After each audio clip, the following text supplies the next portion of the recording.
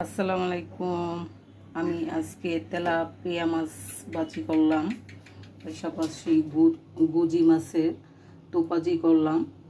আর গুজি মাছটা আমি কিভাবে দুপাজি করলাম, মাছ ভাজিটা কিভাবে করলাম, চলেন মূল ভিডিওতে চলে যাই। আসসালামু আলাইকুম।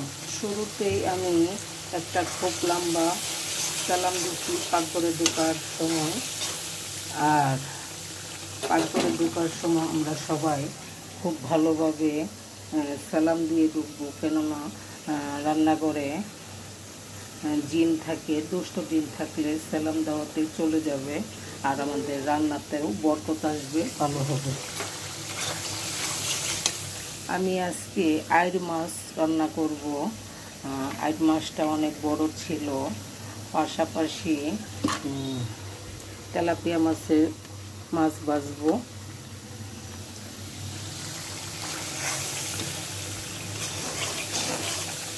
আইড় মাছটা রান্না করার জন্য আমি দুপাজি করব, ভালোভাবে মশলাটা কষিয়ে নিচ্ছি। তেলটা আমার গরম হয়ে গেছে।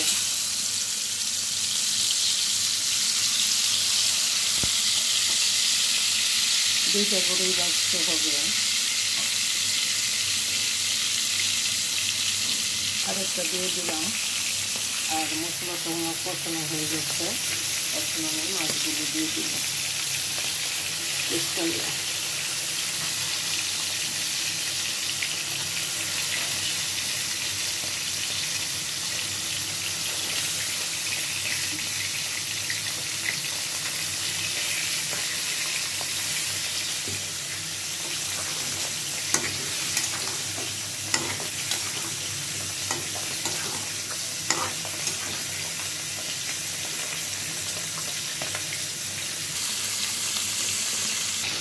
মাছটা আমার কষানো হয়ে গেছে। এখন আমি অল্প একটু, যেহেতু দুপাজি, অল্প একটু ঝোল দিয়ে দিব।